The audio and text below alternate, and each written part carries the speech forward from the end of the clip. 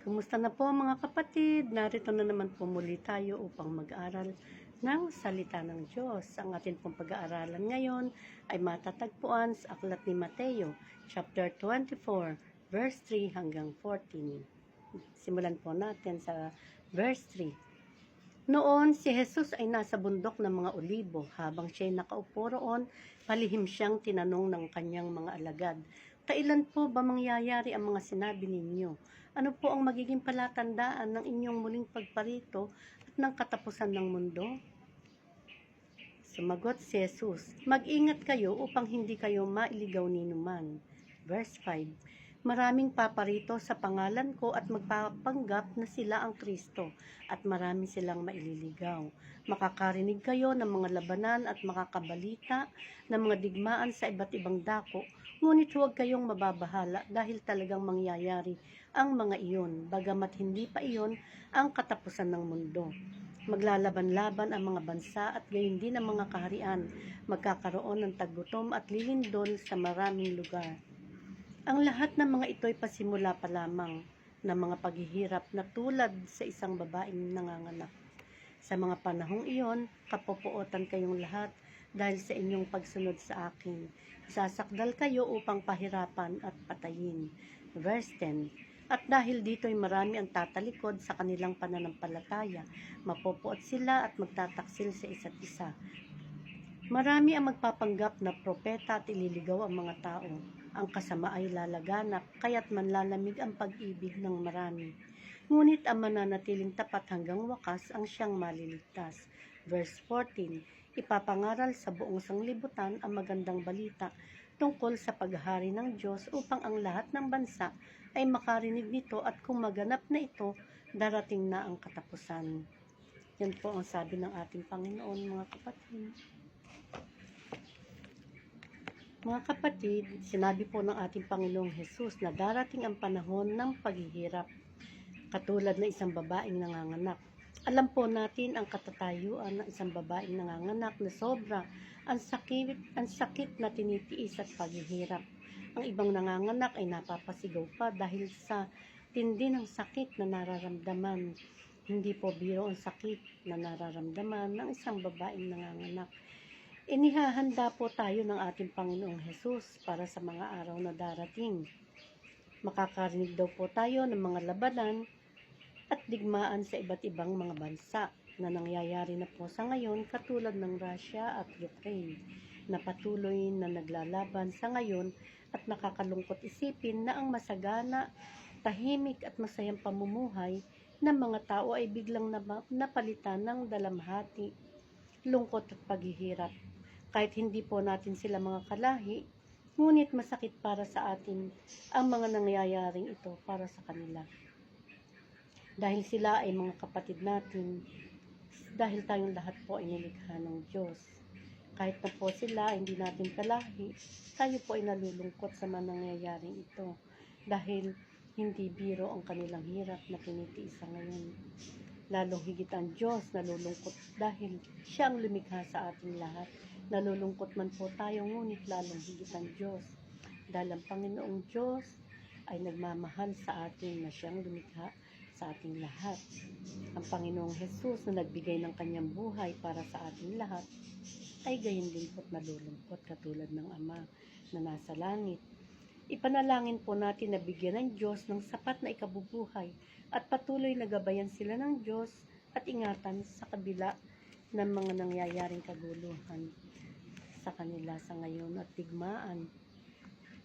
Ipagpasalamat natin sa Diyos, mga kapatid, ang pagtigil ng digmaan sa Israel at Iran at naging payapa muli ang lahat. Dahil kung magpapatuloy ito, ay mararanasan nating lahat ang paghihirap dahil magtataas ang presyo ng langis at gasolina. May kasabihan po ang matatanda noong araw, ang sakit ng kalingkingan ay dama ng buong katawan, katulad po ng daliri.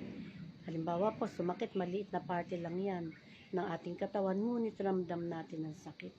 Gayun din po tayo, mga kapatid, ang lahat ng bansa, lahat tayo ay magkakapatid. Dahil tayong lahat po ay nilikha ng Diyos at kanyang minamahal. Kaya't ipanalangin po natin na magpatuloy ang kapayapaan sa magkabilang bansang ito, mga kapatid. Magkakaroon daw po tayo ng tagutom at lilindol sa maraming lugar at mararanasan daw po, at sa ngayon ay talagang nararanasan na po natin ang tagutom sa ibang lugar na naghihirap na mga bansa at mga lindol sa iba't ibang lugar at mga bansa, kahit din po dito sa atin sa Pilipinas, nararanasan na din po natin ito sa ngayon. Ito po ay nagsisilbing warning at babala. Warning o babala para sa ating lahat na ibig ipaalam ng ating Panginoong Hesus. Ang tayo po ay maging handa. Basahin po natin muli ang verse 9 hanggang 11 ang sinabi po ng Panginoong Hesus.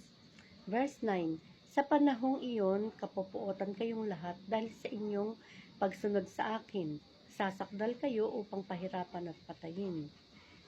Verse 10, at dahil dito ay marami ang tatalikod sa kanilang pananampalataya, mapupuot sila at magtataksil sa isa't isa.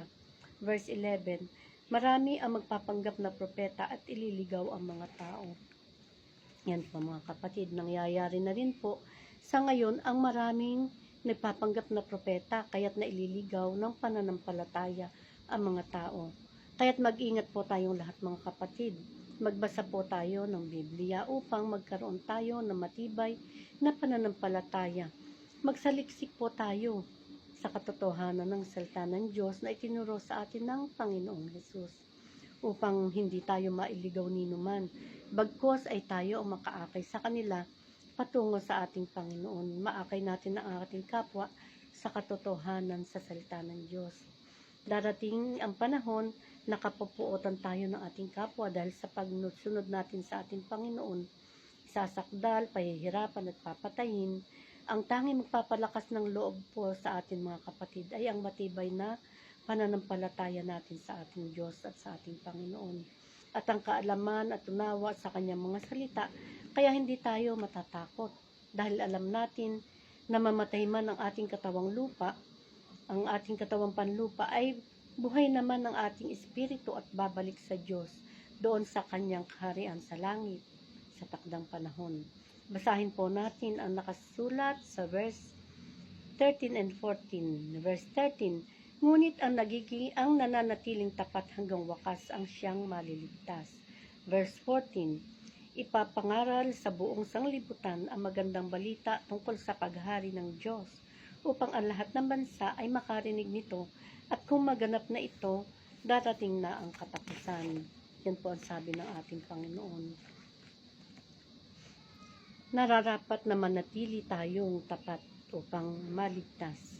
Yan po mga kapatid, yun po ang sabi ng ating Panginoon. Kaya sikapin natin na manatili tayong tapat sa Kanya. Ano man po ang mangyayari, maging matibay ang ating pananalig at pananampalataya sa Diyos, Ama at sa ating Panginoong Hesus.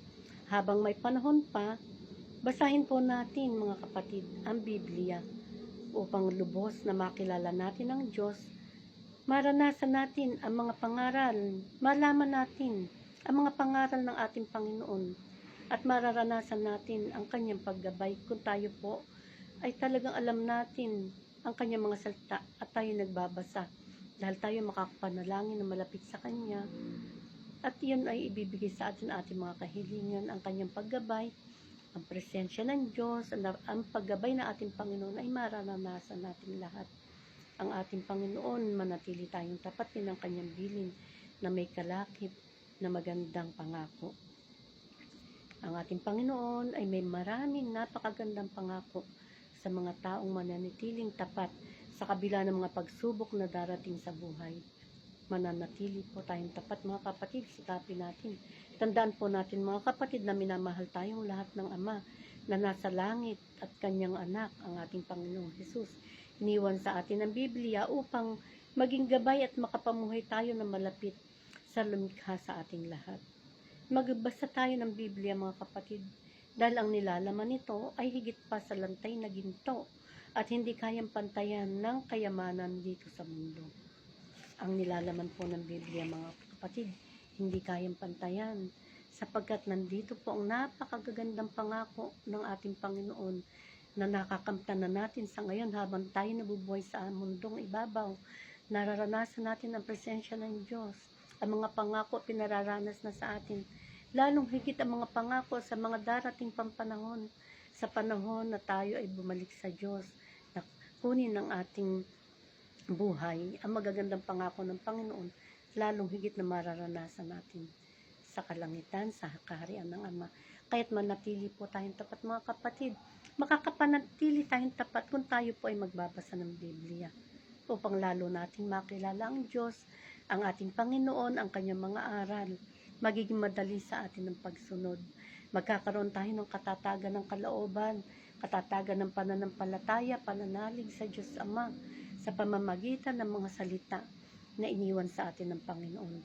Na ating Panginoong Jesus, yung kanyang mga itinuro, mga ipinangaral.